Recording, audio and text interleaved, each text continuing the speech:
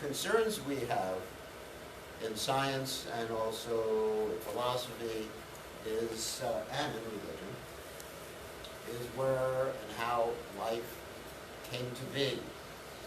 Now, there's two basic different philosophies about how life came to be. One is that everything happened by chance, random mutation, selection, whatever. And the other one is it was guided by some superior intelligence. Now, we're not going to try to convince you about who that superior intelligence was in today's presentation, but at least the necessity for there being a superior intelligence. And technically, this sort of presentation is called intelligent design.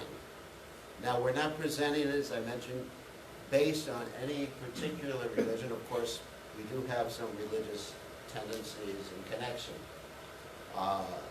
But it's not like some fanatic presentation where we talk about the Earth only being 5,000 years old, or the Earth being flat, or all these other conspiracy theories. This is just purely based on science, so we can see the necessity of accepting that there has been some intelligent design in life itself. And of course in the universe too, but that's not tonight's presentation. Because anybody who's studied physics will know that there's some universal constants, different energies, the weak, the strong, electromagnetism, like this, and gravity, that there are certain ratios. These forces have certain ratios, and if these ratios were tinkered with even a little bit, then everything would fall apart, or everything wouldn't be in the first place.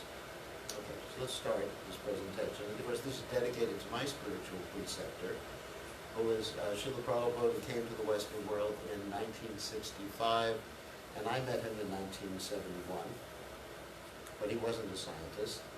And so we refer to one particular spiritual literature known as the Bhagavad Gita, which I think some of you may have heard of.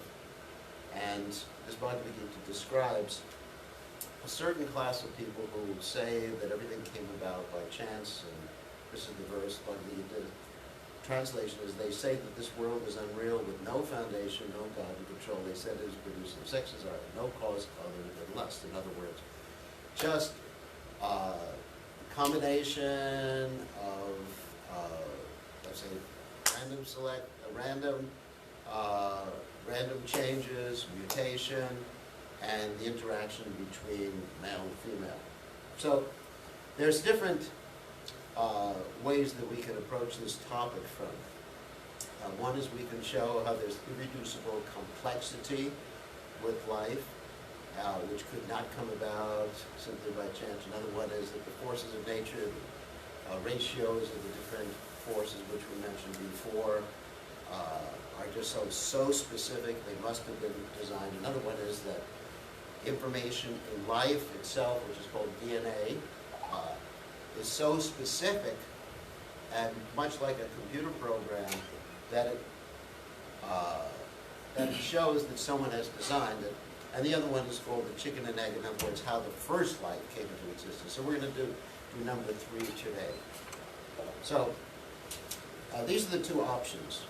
One option, of course, is that everything happened by chance, and the other option is that someone designed it.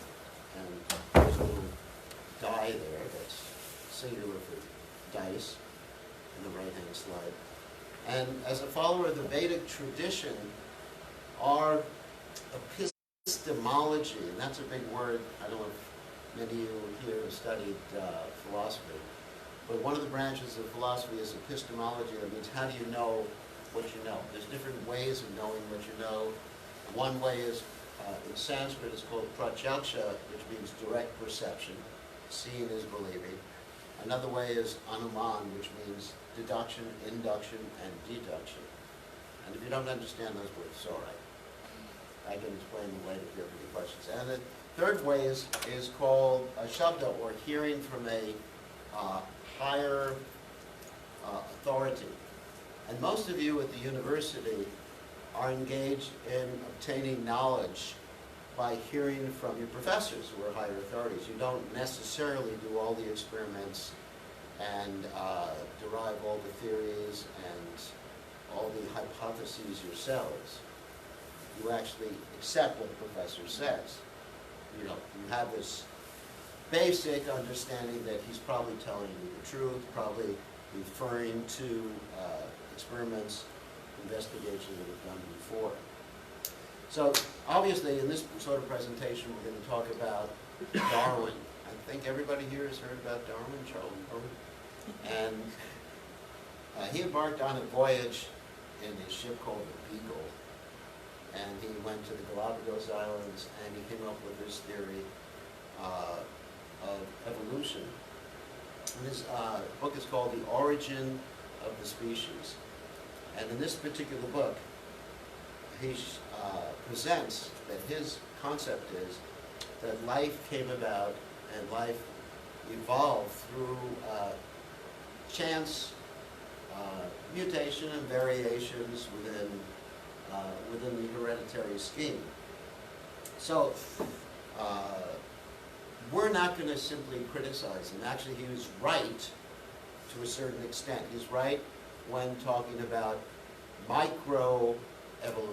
Microevolution means that within a particular species, you'll see that different changes occur due to the environmental changes or due to stresses of the environment. But macro changes or macroevolution means that one species would become another species due to this gradual process of selection. That's called macroevolution. So I don't believe in macroevolution, but I do believe in microevolution. So Darwin wasn't completely wrong. We're not anti-Darwinists. Modern expression of Darwinism is called neo-Darwinism, and it contains many of these different factors you see here. I'm not going to go through all of them. Quite complicated. Basically, it's undirected natural forces, chance, and there's mutation and natural selection. Of course, natural selection basically means that when you get a mutation, let's say if we have a mutation, of course, there's not going to be a mutation like this. Let's say someone has a mutation here that he becomes like one of the X-Men. Anyone's heard of the X-Men? You just heard of it. And he has a special ability that, give me an example of an X-Men. Cyclops. I don't know about X-Men. Wolverine. Okay, Wolverine, where he has these like claws come out and he's more powerful than everyone else. And because he's more powerful than everybody else and can conquer all of his enemies, then when he reproduces, then his children become Wolverines. And his wife will be Wolverinita or something. So anyway, because he's more fit for survival than you or I. So that's good. Of course, in the movie, he died. Not canon. So, but what we find is when there's these chance mutations, something else happens. Usually, it's not really helpful for the survivability of a particular species, and 99.999% of the cases, the person can't reproduce. Because who's going to marry a turtle with two heads? You'll have to find a female turtle. And also, there's this whole thing about Mendelian hereditary factors, that when you have, anyone know what that is? Anyway, so you have different factors in someone's hereditary genes that are primary or secondary, and unless you have two primaries together, you're not going to inherit that particular characteristics, or one primary, one secondary, or two secondaries together. Anyway, it's a little complicated. So this particular example of a mutation is not going to reproduce. So let's talk about the definition of science, because sometimes people say that what I'm presenting, what's being presented here is not science, because science can only deal with things that can be measured and tested with a scientific method, for example, where you have a controlled experiment. Well, science is more than that, unless you're talking about only natural science that deals with phenomena that you can perceive. According to Webster, the science definition is the state of knowing That is knowledge as distinguished from ignorance or misunderstanding. So we're going to use that particular definition. So there's two ways that people can understand things or develop theories or hypotheses that later on become theories. One way is by the experimentation process, controlled experiment, etc. The other way is very interesting, that someone takes information, like when we look at the stars, we can't really experiment with the stars or do a controlled experiment with the stars, but we have to draw some inferences. In other words, let's say if we're looking at some distant galaxy, based upon the spectra that comes out when we're receiving the light or receiving the radio waves from that distant galaxy, we can try to understand which elements are present or how fast or slow that galaxy is moving away from us or coming to us. There's so many types of inferences. We can't actually go there and measure the speed of the galaxy, but we take secondhand information to try to understand what's happening in the galaxy. So that's called inference. So as far as evolution is concerned, here's a time machine. We can't really go back in time to see what happened billions of years ago when things started on the Earth planet. So therefore, we employ the second scientific method, which is we look at multiple competing hypotheses. And that's a standard method that's used in astronomy and it's used in practically every branch of science, except for biology, of course. That you look at different hypotheses. Hypotheses means guesses. Theories means something that's actually generally accepted. And we look at an historical event and try to explain it. This is called inference to the best explanation. And sometimes, using this inference to the best explanation, we come up with a particular inference, and then later on we discover it doesn't fit all the data. And that happens quite often in science. Like if you're talking about the recent discoveries of the increase of dark energy, for example. People have to change their theories. Previously, they had some inference to a particular theory or hypothesis, and they changed it because the data is not fitting that particular hypothesis. This is a common methodology of coming up with hypotheses and eventually theories in science. So basically, this cartoon shows what it is. A person is examining it under his microscope, and looking at the data, what are the facts, and what conclusions can we draw from them? How did this come about? So that inference to the best explanation was also explained by our friend Darwin. He says here, it seems to me that supposing that such hypotheses were to explain such general propositions, we ought, in accordance with the common way of following all sciences, to omit it until some better hypotheses be found out. So that is the scientific method.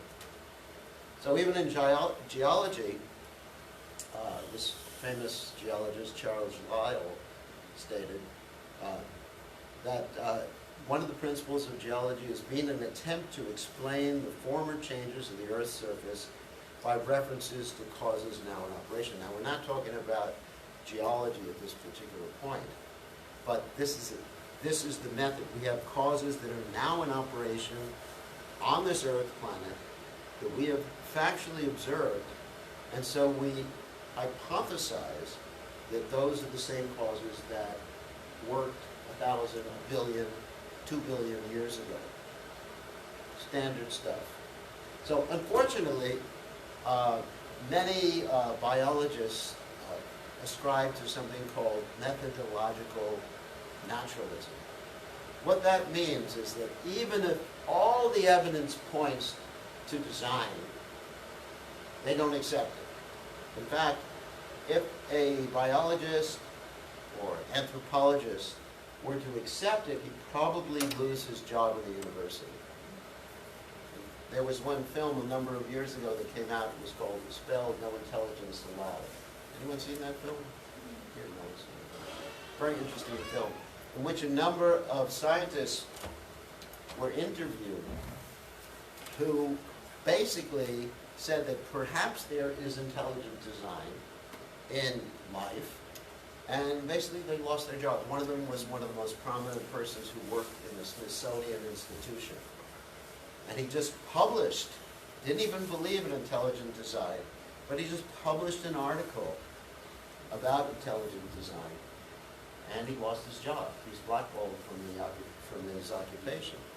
So here we see, you know, that let's say if you have a detective who's looking for the cause of the death of this man, and there's an elephant in the room who's obviously crushed the guy, but he doesn't accept it. You know, it must be a criminal, it must be something else. So, not very. So this is the problem with a lot of the scientific investigations, especially biology and anthropology.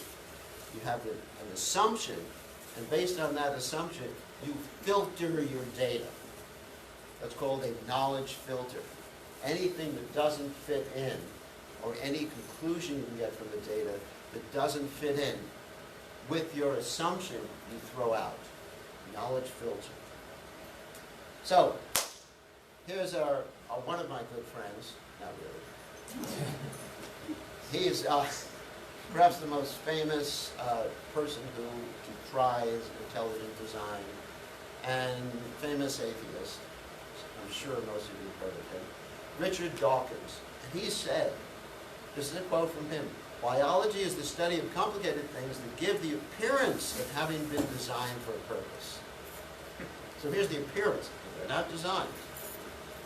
And another nice quote from Francis Crick, and we'll speak a little bit about him more.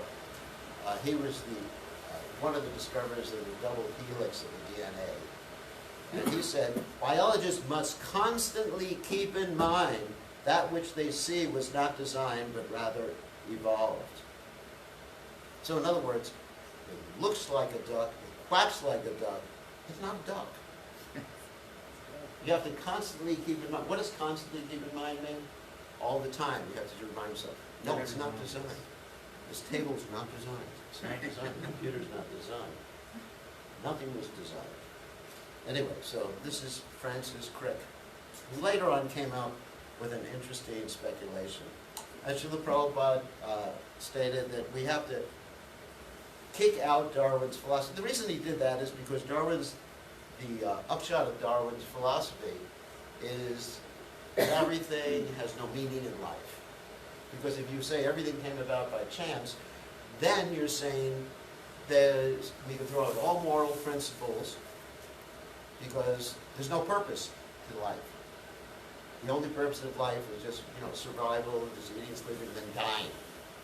Like Shakespeare said, life's a poor player that struts and frets his time upon the stage, and then is heard no more. So then why be moral? Why not go around killing people? But aside from the fact you're going to be put in jail, but if you get away with it, what's wrong with killing children? What's wrong with anything? Stealing. Once you do away with the underlying factor of purpose, then anything goes in society. And of course, if the purpose is just to have enough, let's say, random mutations or change in the genes to develop a higher level of human beings, then you fall into the hands of someone like Adolf Hitler, who was very much into something we call eugenics. Does anyone know here what eugenics is? Eugenics means breeding people, basically. Hitler, incidentally, got his idea from us Americans, or not from any of you, from India, so you were fortunate. Because in America, we actually had a whole eugenics program in the early 1900s, and also in Great Britain. And Hitler got his ideas from that. Breed people. If people are not worthy of reproducing, guess what you should do? Either kill them or sterilize them. So Hitler went a step further. We're not in favor of that. So nowadays, there's different things that scientists measure. There's energy, and there's also matter, which has its different states, like solid, liquid, gas, and we have this interesting thing called plasma. And then you have another thing, which is information. Information is also a very important aspect of scientific investigation. Because here we're going to talk about DNA, obviously. And so those are the things scientists investigate. Previously, when scientists were investigating the cell, their instruments were very blunt, to say the least. They were just optical microscopes. And optical microscopes have very little resolving power. As you see here, with the naked eye, we can see a little bit. With an optical microscope, we can see up to 1 nanometer. And with an electron microscope, you can actually see inside the cell. Optical microscope, you can't see inside the cell. You can see the outside of the cell, or you can see hair. That's about it. So these electron microscopes, and of course electron scanning microscopes, came into being in the early 1900s.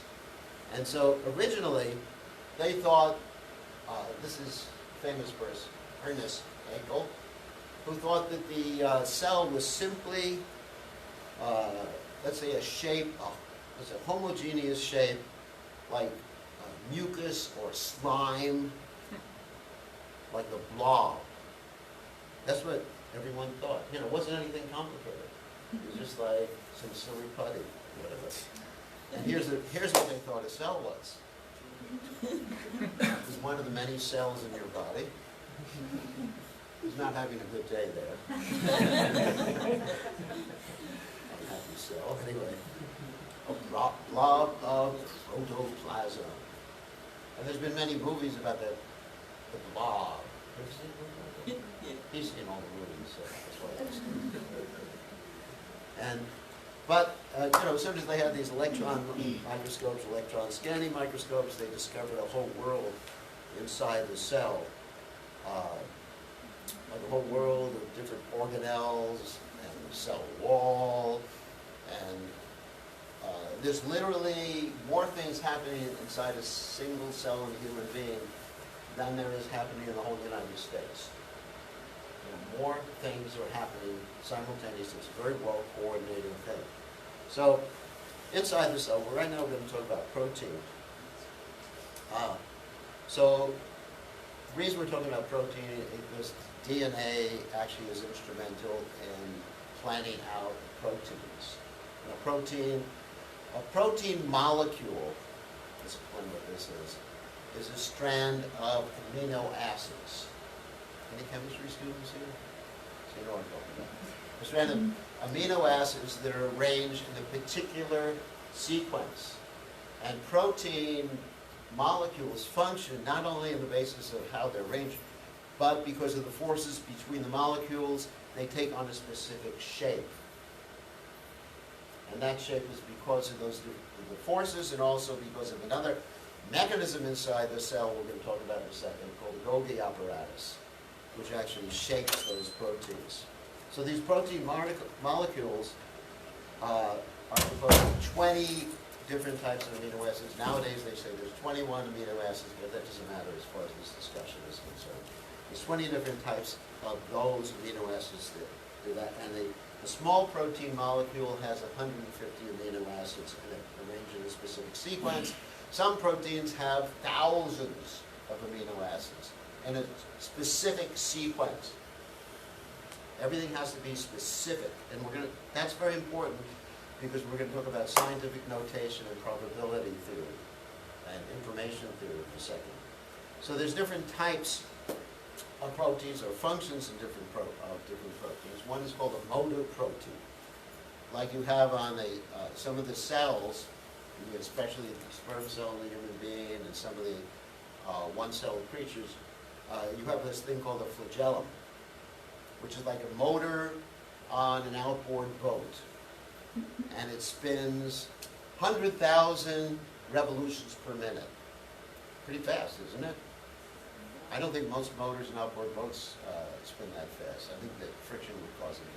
And they're composed of like 25, 30, 40 different parts. Really complicated machines. That's not what we're going to talk about. That's one type of protein that we have. And there's also another protein that produces ATP, which is the source of energy within the cell. It's from mitochondria, which is actually the energy source produced in the cell. And so they have another type of protein, several proteins. It's like a pump. It has it's a pump of protons. That's how small it is. Everyone know what a proton is? It pumps protons and it makes this ATP. There it is. Pretty good.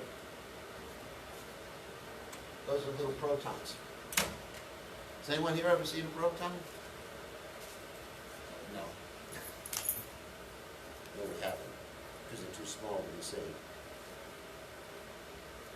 There was an interesting video. So it has all these different parts. There's several different proteins involved in this. See the entry channel, protons.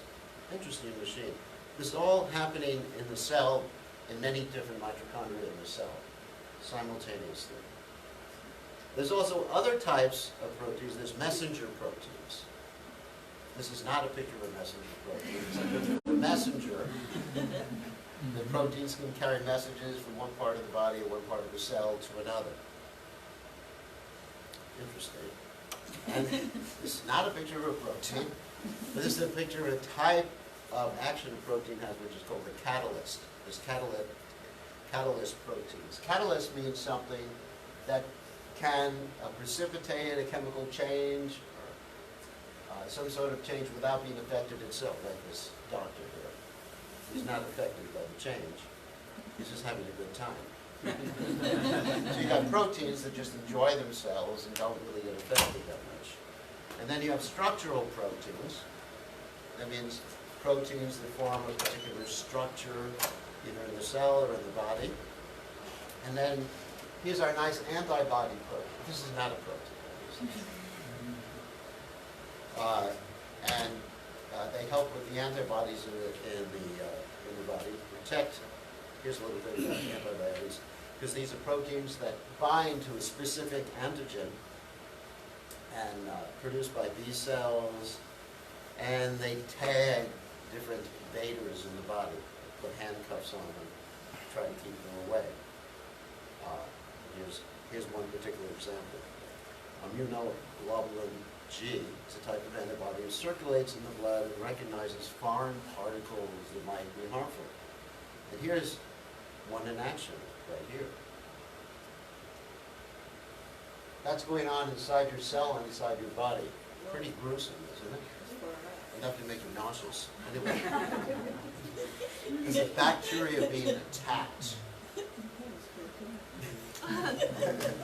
Pretty cool. Okay, so we went over this before, but proteins have three features. The shape performs the functions, folded chains, the chains of the amino acids form the shapes, and it's precise sequencing that determines the folding because of the attractions between molecules. I'm not going to get into too much difficult explanation besides that. And so this is an example of how specific 3D specificity is important. It's not just 2D, it's 3D. You've got right-handed, left-handed. It gets very complicated when you get into organic chemistry, which I'm sure some of you have studied.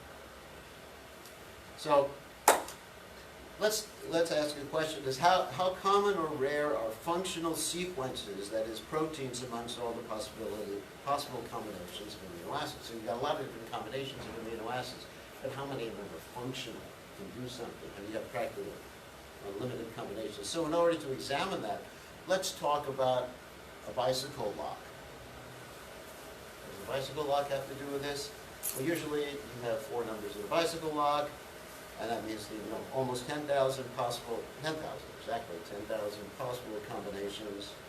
And if someone wanted to steal your bicycle, they'd have to spend several hours till they came up with the right combination. I haven't figured out how long it would take, just like 1, 2, 3, 4, 5, 6, 7, 8.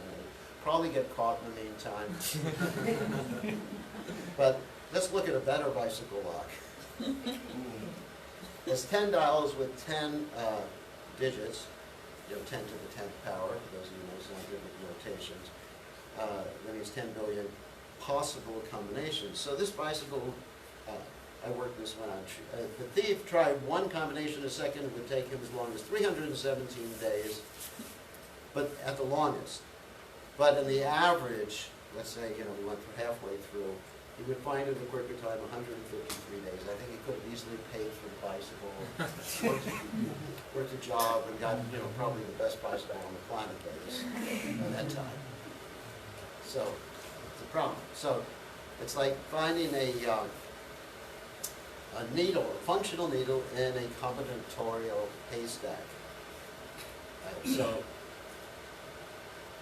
here's a famous professor, Murray Eden, at MIT, said, he was talking about language, because we can try to examine or test combining different letters at random and see if you can come up with a specific sequence.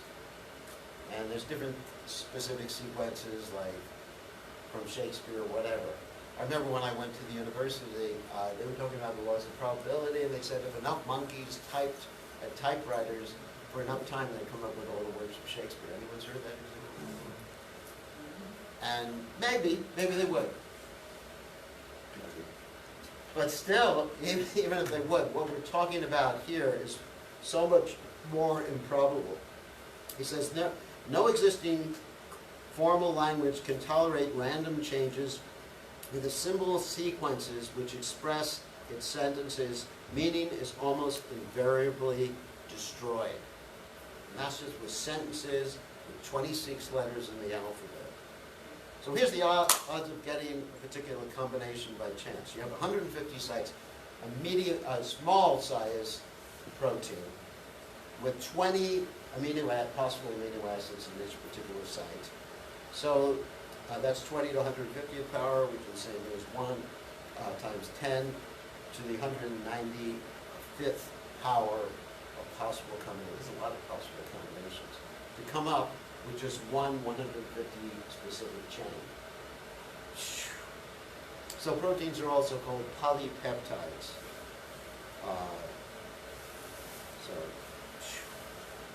That's a lot.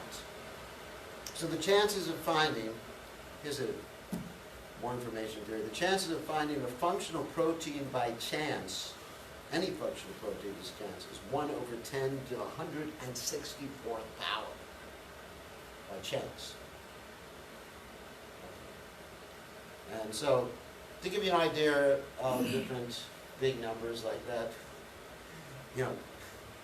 10 to, for those of you who don't know scientific notation, 10 to the 164th power means 1 with 164 zeros after it. And you have 1 over that number, infinitesimally strong, but just small. But just to give you an idea of different comparisons with other big numbers, there's 10 to the 80 particles in the whole universe. That's it. Bingo. No more. And 10 to the 16th seconds since the Big Bang, Big Bang, big explosion. And there have only been 10 to the 139 power events since the beginning of the universe. That means microscopic events in the whole universe. And so you have here the chance of finding a functional protein by chance is 10 to 164th power. And let's say that every single molecule in the whole universe was an amino acid. Still it wouldn't happen. It's not that every single molecule in the universe is an amino acid. I haven't heard of that before. So it's roughly the same chance as having a tornado hit a junkyard. And then all of a sudden the 747, which is no longer flown by United Airlines, unfortunately, it was a nice plane, come out of the junkyard. It would be great. I mean, I really haven't worked out the possibility of that happening, but it's, it's in the same ballgame. So in order to have, the conclusion is in order to have this biological form, there must be some information input. So information is coming from outside to form these proteins. It's impossible for all intents and purposes. It's so improbable according to information theory. Does everybody understand the point? It's so improbable when you have something like 1 over 10 to the 164th power.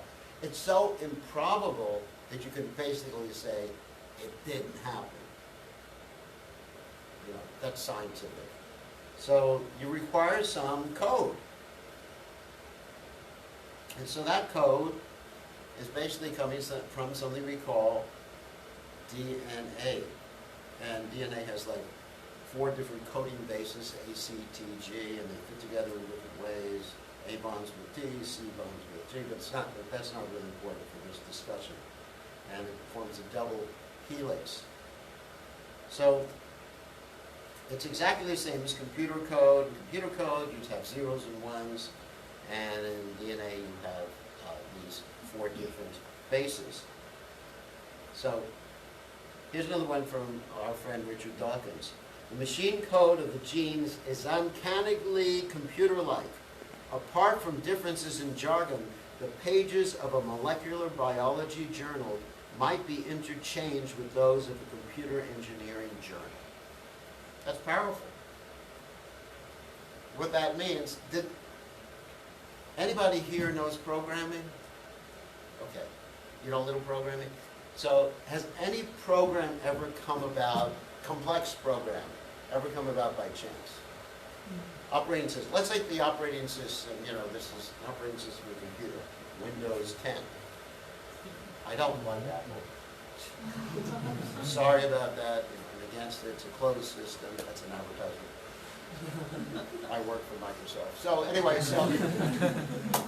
apart from that, let's say you got this complex system here, you know, Windows 10, which sometimes pretty buggy. And also, iOS is pretty buggy too sometimes. So,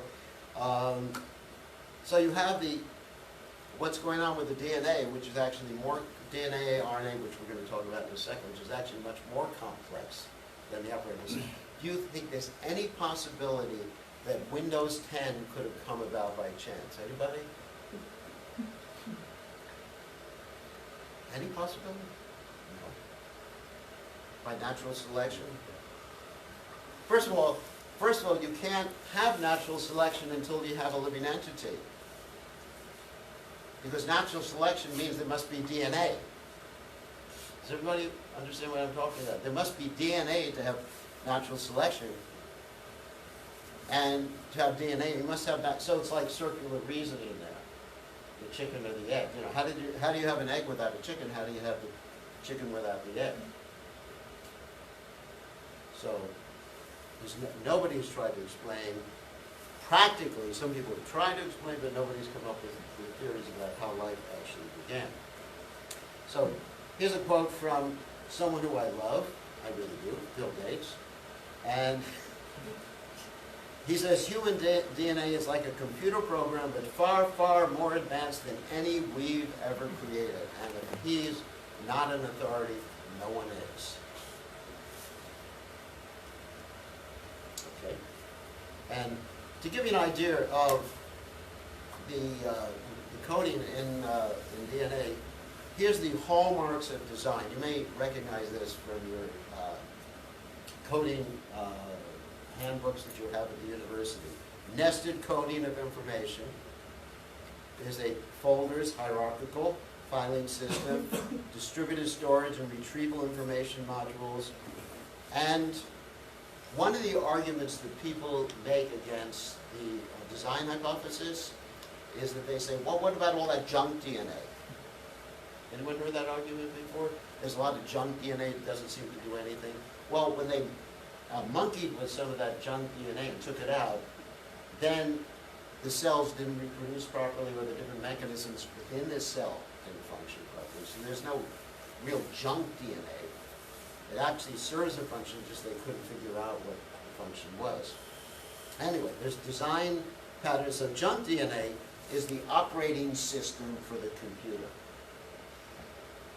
And the DNA that we recognize is the DNA that gives the information for the rest of the functions of the body, or the rest of the functions of the cell. So there's no real junk DNA. That was one of the main arguments when people were just arguing for undirected evolution. So let's talk about how protein is manufactured. I love proteins. I just had proteins for dinner. So how does the DNA manufacture protein? Here's an interesting video. So there is the DNA double helix.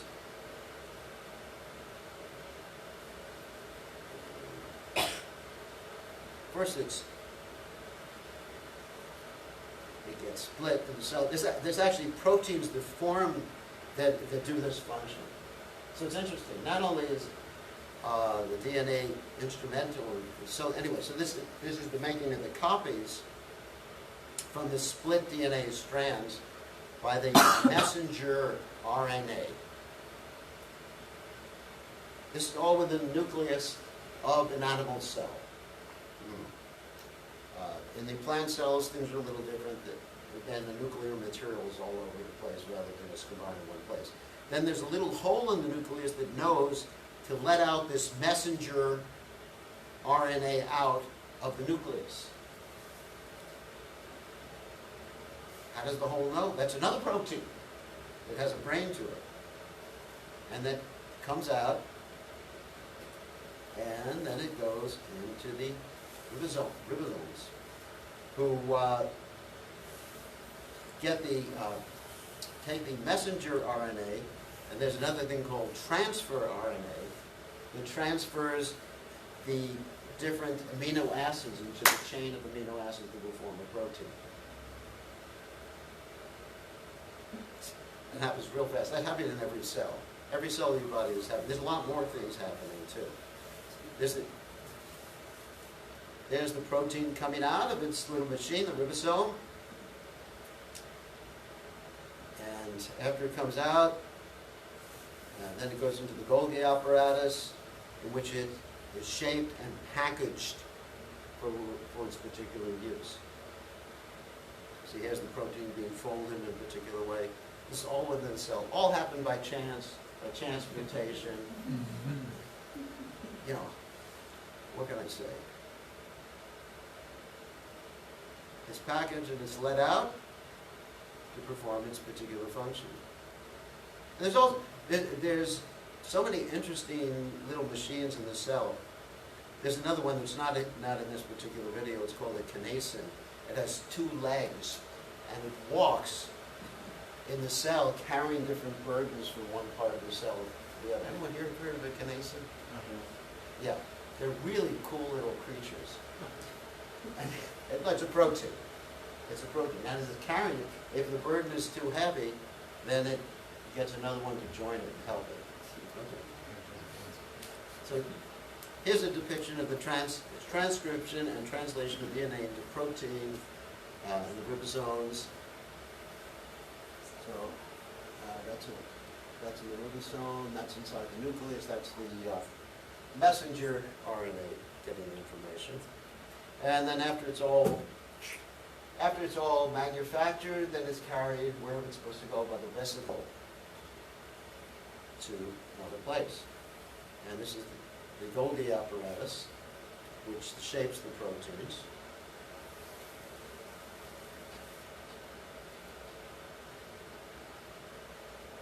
DNA, just another view of a similar thing. Gene, which is a segment of the DNA.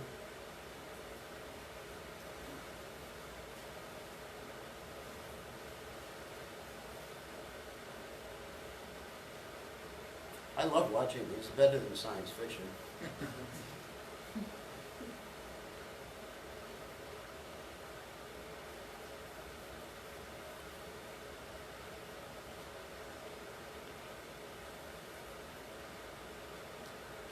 Then you have the two sides of the DNA split apart, elongation stage, and then you have the messenger RNA with complementary base pairs taking that message, the sequence of the DNA,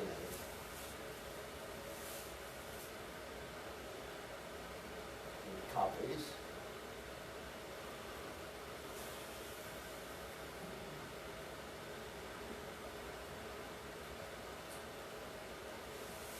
and that's taken, goes outside the nucleus,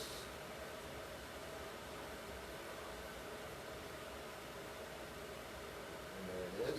That's the messenger mRNA, which is messenger RNA, and then it's a codon. That means three of them that indicate a particular amino acid in the chain.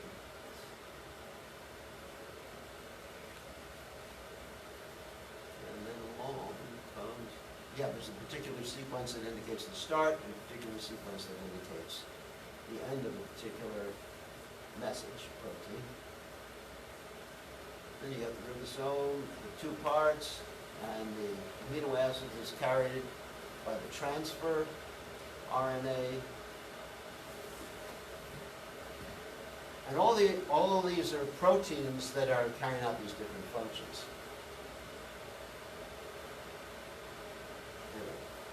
Go quickly because we have limited time. Okay. So here's another quote from a famous personality, Christian Goloka. Theories of prebiotics natural selection need information. In other words, if you say life came about because of natural selection, that's impossible because you're presupposing that life was there to begin with anyway. Some circular reasoning. So, Francis Crick, we mentioned before, wondered how it was possible for that nature created at the same time two mutually independent elements to give rise to life. We're talking about the DNA and the RNA and also the sequence of the DNA. How is it possible? So he thought, it's impossible, which is a good conclusion for it to happen by chance. But he came up with another conclusion that was actually, or another speculation that was interesting. He came up with this philosophy called directed panspermia, which means, directed panspermia means on another planet, far, far away in another galaxy. Anyone know what I'm saying? Far, far away in another galaxy. No one's seen Star Wars here. Anyway, so, another planet, they decided to implant life on Earth. He came to that conclusion, and he is the discoverer of the double helix, one of the two. And he said, couldn't it come about by chance? All right, another planet. And of course, the scientific community laughed at him for this. So he said there was a transportation of microorganisms from another place he uses to introduce species on lifeless planets. Sounds like science fiction. Interesting. And here's another quote. Organisms were deliberately transmitted to Earth by intelligent beings from another planet. We conclude that it is possible that life reached the Earth in this way, but not by chance, he said. So even he came to that particular conclusion. Of course, they practically threw him out of the scientific community because... So the point is, as I mentioned before, it looks like it's designed. It must be designed. I mean, the logical conclusion is there must be someone who designed it. I'm not saying it may not be God, but maybe someone up there, down there, wherever, the ghost in the machine who designed. So it's designed. You know, instead of thinking like many scientists, I'm a walrus. If you're seeing its design, you're on drugs, you're a fanatic religionist. So, in psychology, this is called cognitive dissonance. And I know a lot of people with cognitive dissonance. You know, you go on the internet, you find people who believe in the flat earth. It's an interesting thing. There are actually a lot of people believe in flat earth.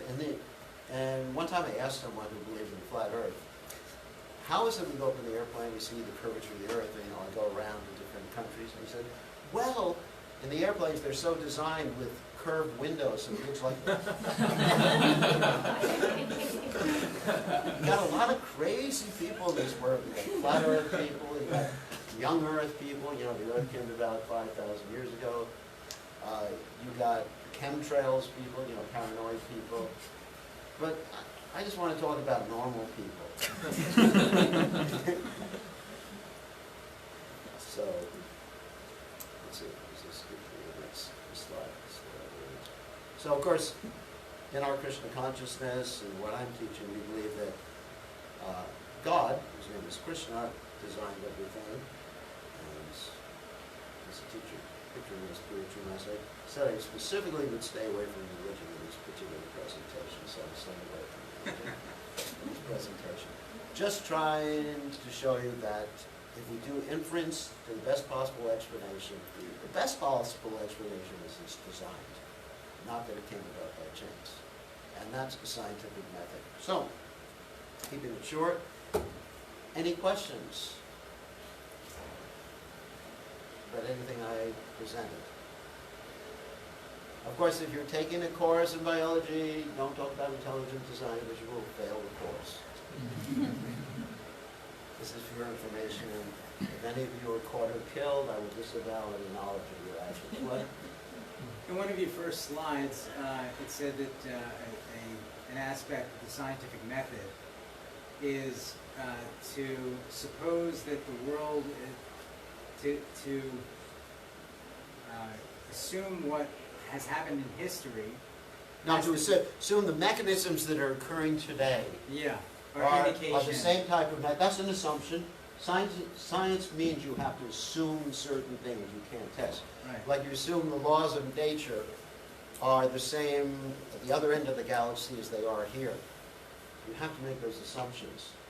But how is that even, we have so many examples in life now, like a car, right? Yeah. If you get in a car and you drive it for 50 miles an hour for 2 hours, Yeah. somebody who's in the car for half an hour in that span of 2 hours is going to think that a car, its natural state is to go 50 miles an hour. But if they stay for 3 hours, they'll know that it stops, it turns, That's it right. turns off. Yeah, but you're talking about the car as designed. You're talking about intelligence in, if you look at a car, there's a person driving the car. Okay, let's take Because nowadays they have self-driving vehicles. Well, let's take the example of, say, a caterpillar or a butterfly. Yeah. If someone looks at a caterpillar for a certain amount of time, they're going to think that... No, we're talking about the mechanisms, not the specific examples. The mechanisms that work today. In other words, at this present time, if you find something complex, of a sufficient complexity, it is designed. Right. But We're not talking about specific examples. We're not talking about specific examples of a car going 50 miles and a car going 150 miles. We're talking about certain overriding principles. If something is designed today, if something this complex had to be designed today, wouldn't it also have to be designed 400 million years ago? Or whenever life began. That's the point. Okay. We're not talking about specific examples, we're talking about principles. Any other questions? Yes, sir. So one of the things in chemistry that we talk about is something called equilibrium. Yeah. And a lot of times when you have multi-step chemical syntheses, you have the energy level of the formation of some random chemical sort of goes to this curve where there's a huge bump, Yeah. there's a gap, and then there's a little bump. Mhm. And you also talked about something about, basically the chance, I guess, that, these proteins that are so combined The amino acids would combine. in such a way Yeah. that it'd be basically infinitesimally, the chance would just be completely ridiculously small. But say that it did happen. It just that very first tiny step happened, like proteins combined. They didn't create any life, perhaps, but they Right. combined in a way that Mhm. they maybe they acted differently chemically, and that was the huge bump. And from then on, it was Okay. like So, but instead of it being but infant. how would it get reproduced at that point? You know, say that one protein combined, what is the mechanism by which that protein would reproduce, or other proteins would form to interact with it? Because one protein by itself is not going to help. You have to have a combination, like we're talking about the design, let's say one of these protein motors, let's say the Magellan, for example. It's called irreducible complexity. There's a great scientist named Michael Behe who wrote about this. And so he called it irreducible complexity. When you have something with irreducible complexity, you not only have each part is absolutely necessary in a mechanism for it to work, but you also have to be assembled in a specific sequence. So you have two hoops to jump over, which you've got. So one protein forming is not going to help you. It's not going to reproduce, because in order to reproduce, you need a mechanism of reproduction, like DNA or RNA. So even if, let's say, two proteins formed by chance, which is highly improbable, what's the mechanism for reproduction or function at that point? Because one or two proteins, or even 5 proteins by itself, is not enough to do anything. Does that make sense? Yes, but what if the production of this almost impossible protein greatly increased the chances around it of making something similar? And Well, that's sort of like another a problem, if you study chemistry, organic chemistry, these amino acids don't naturally, most of them don't naturally have a tendency to bond with each other. They have to be, when they're put together, and I don't remember the exact mechanism, but when they're put together by the transfer RNA, then they have to be bonded by a specific force to each other. So they don't naturally come together. So you're dealing with something that's doesn't naturally even happen. Even if there was someone assembling, that would be unnatural, of course. But naturally, they don't come together, these amino acids. And there's a lot of stuff written about it. Yes? Just to kind of add on to what you said, so Patrick, every time you take an amino acid and bond it to a tRNA, Yeah. that requires one ATP ATP. of energy. Right. And then every time you take that amino acid off of the tRNA and bond it to the peptide chain, that requires one ATP. So in other words, they don't bond naturally, you need Yeah. the ATP. ATP is the source for those, I explained, is the energy source, to bond them together. It's like the glue, the energy that brings them together. So they don't naturally bond together. So you need all these things interacting at the same time to form these proteins. Yes? So, based on the wonderful evidence you presented, and if we actually look around closely, we understand that there is inherent complexity in systems, Yeah. which we fail to acknowledge or we don't pay attention to. Mm-hmm.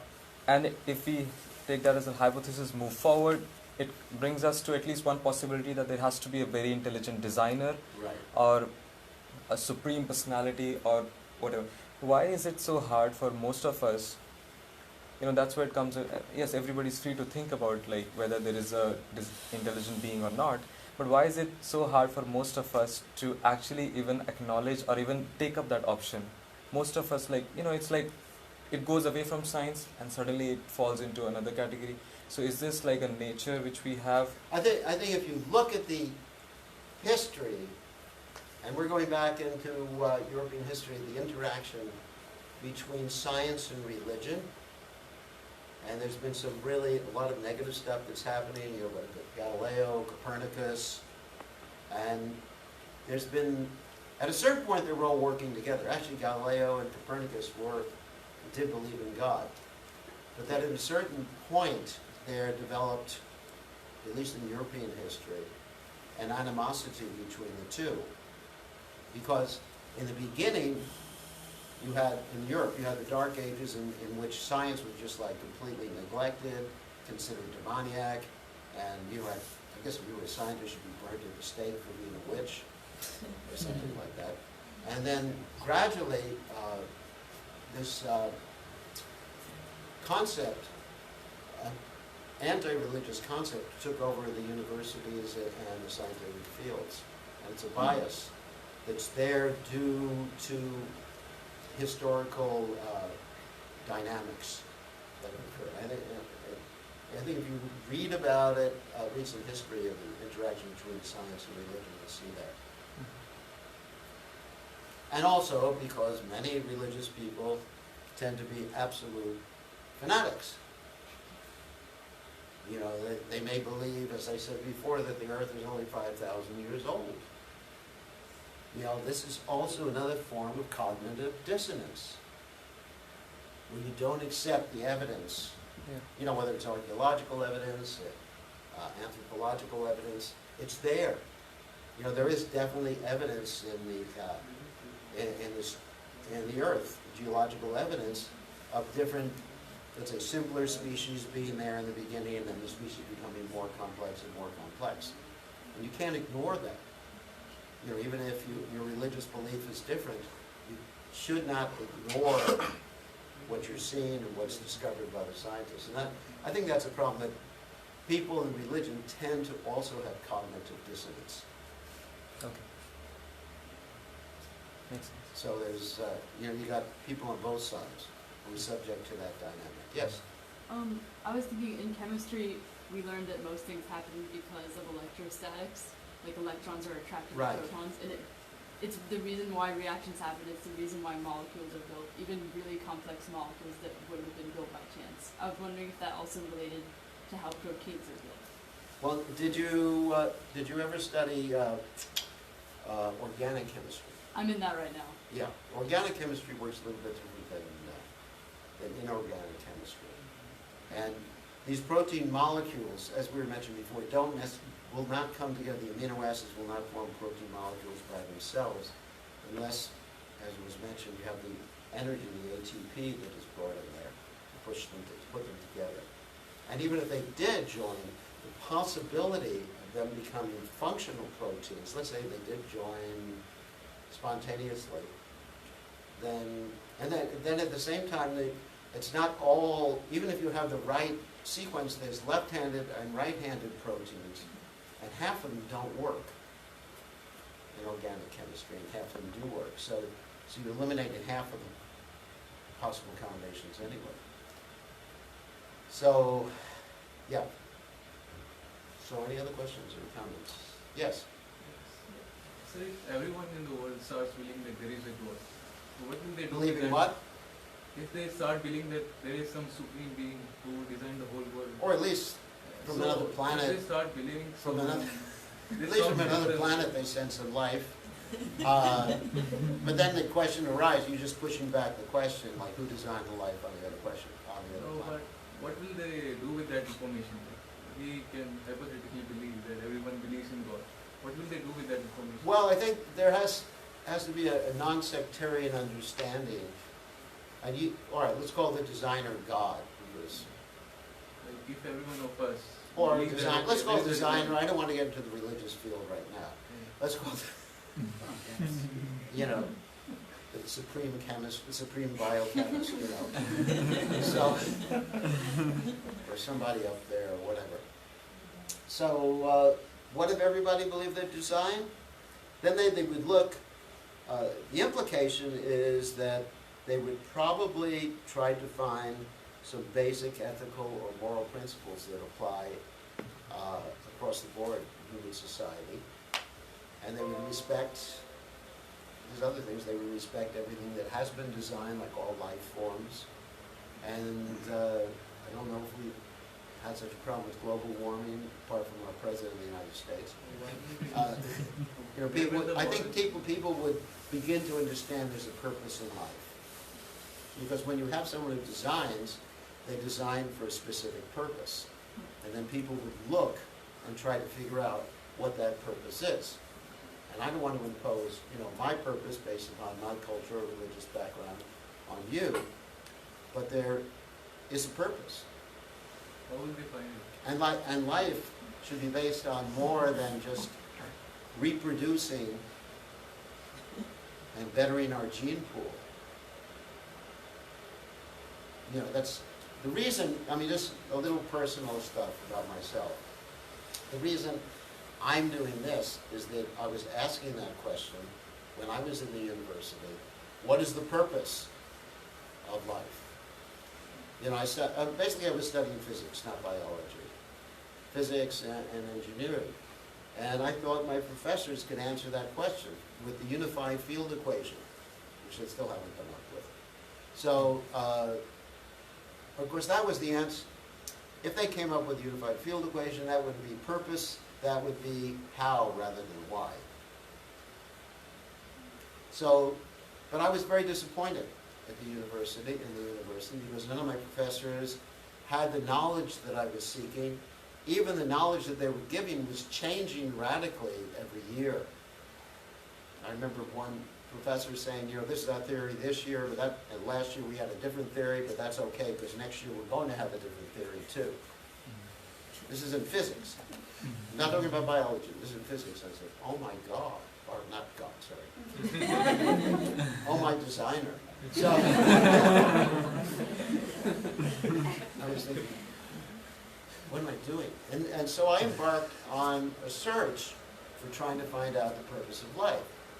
When I asked my mother what my purpose of life was, she said, to become a doctor, not an engineer, and to make money. And I said, why? She said, your purpose in life is to please me. I'm sure some of you heard that before. So, and I said, no, it's not. I want to find out the overall, overriding purpose of life. And then I started studying started philosophy first. Philosophy, doing religions. And finally I came to the Vedic tradition. And by coming to the Vedic tradition, I found the answers I was looking for. Not only what was the purpose of life, but how to fulfill that particular purpose of life. And I'm not saying that's everybody's path. It's important to try to understand, this is called teleology in philosophy. Teleos means purpose. Teleology means the study of purpose, like biology means the study of life. And so I wanted to study the purposes. And I feel that my life has a purpose. I'm not just eating, sleeping, and getting ready to die one day. And that's pretty boring. You know, then it's like, you might as well be an amoeba, you know. Amoeba eats, sleeps, reproduces. Of course, he doesn't need a wife. But, he just splits. And then, you know, and he goes on with life. So I just wanted to live a life that was more than just being like an amoeba or a cat or a dog or whatever. I wanted to have a purpose. And that's really what this leads us to, you know. If there is a designer, which apparently there is, according to the evidence, inference as to the best explanation, so there must be a purpose. Why did he design it? You know, if here's a computer, it's designed. What's the purpose? For Microsoft to make money. I don't know what the purpose is. But it has a purpose to it. So, what's the purpose of the university? What's the purpose of anything? Give someone else a chance. Yes? Doesn't the scientific theory method account for the fact that if there is new evidence that proves that an old theory is wrong, then it's going to be replaced by a new theory? That's right. So just because intelligent design isn't part of it now, it doesn't mean that science is wrong. It's just enough evidence has not been presented so far that intelligent design will be considered like the main theory. Well, I think there's a lot of evidence now that we understand DNA. Before we understood DNA and all mechanisms, the cellular mechanisms, there wasn't a lot of evidence. You know, basically what we had was Charles Darwin's theories of macroevolution as well as microevolution. And as I say, microevolution works. You have a moth that changes its color, you know, from one generation to another, like black to white, depending upon the environmental circumstances. That's true. It happens. We've seen it. But we haven't seen one species become another. I mean, there's different numbers of genes. I mean, it's much more complex than just the DNA and RNA. And, you know, heredity is much more complex than what I presented. You know, there's epigenetics, there's it gets much more complex than this. So there is evidence, and there are many scientists now who are presenting this particular theory of intelligent design, and there's many people who will not admit it, in spite of all evidence to the contrary, which we have seen that some of the atheists I quoted here actually say that to all evidence to the contrary, it's not designed. You know, just, to me, it doesn't make sense. If the evidence points in a particular direction, I have to accept that. You know, that's my scientific background. You know, there may be a possibility that it's not true, but the evidence points me in that direction. Yes, there may be some remote possibility that everything combined by chance and there was a particular type of, which there wasn't, reducing atmosphere in the Earth in the beginning, that's been shown there wasn't. But there, somehow or other, let's say it happened by chance, but the most probable explanation is it didn't. I mean, anything's possible. Monkeys typing on typewriters can come up with the whole works of Shakespeare after some time. Yeah, it's possible, you know, 1 to the 168, or 1 over 1 of 10 to the 168 power, 1 over 168 power. It's possible, but it's improbable. So when you have levels of improbability, you have to draw an inference. You know, a lot of things are possible. It's possible that I'm a Martian from another planet. That is, I would be from another planet. I would be a Martian from Earth. But anyway, it's possible I'm an android. But most of the evidence, maybe I am. Most of the evidence, anyway. So most of the evidence points to this. Yes, there is a possibility. I'm not denying there's other possibilities. But some other possibilities are so improbable. So why not at least do a hypothesis, if not a theory, that this is the most probable hypothesis? So, any other questions? No? Yes? This doesn't really have to do with what you presented with, but I'm just curious about your views on psychology, psychological disorders, diagnoses, and medications. Just curious what your views on that. I believe in using medication. I'm not using any medication. But I believe if someone needs it, if there's an imbalance in the body, a chemical imbalance in the endocrine system or whatever, sure, to be functional, take medication. Whatever works. I mean, I'm very much scientifically inclined to use science, and which includes medical science, and what I presented tonight was largely from science. I mean, that's my background. You know, I'm not into voodoo science either. You know. There's a lot of voodoo medicine nowadays, actually. You know, faith healing. You know, someone comes on stage and he's lame, and you say, "Throw your crutches away and walk."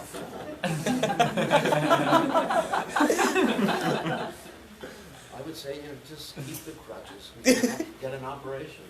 You know. So I believe in science. I mean, I had an operation recently, a hernia operation. I went in, saw the doctor, trusted the doctor.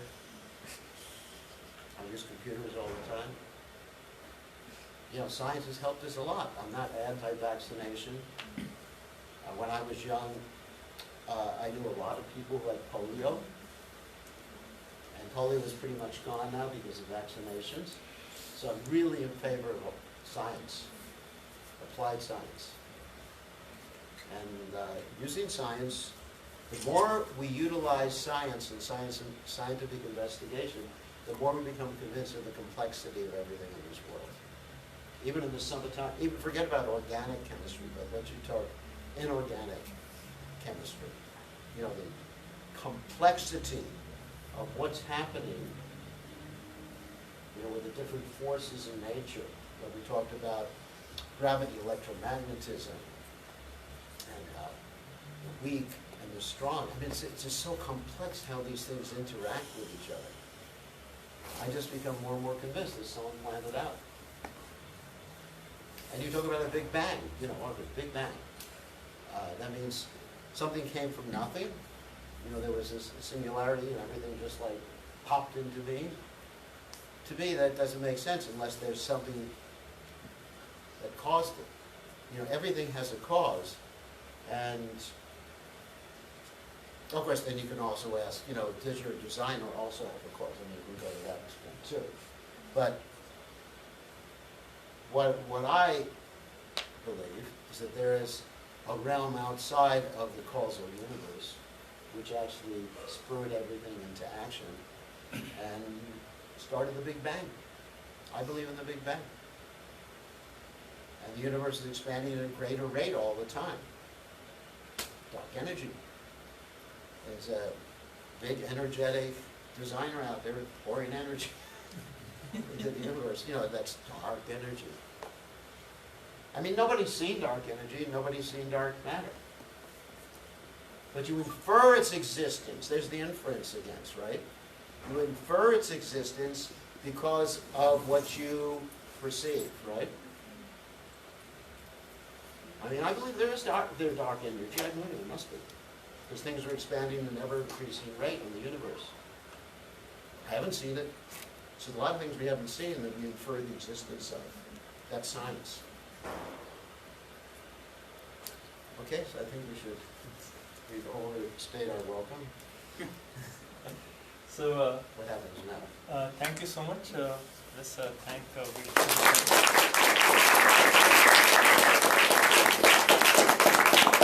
It's very interesting to hear this, like how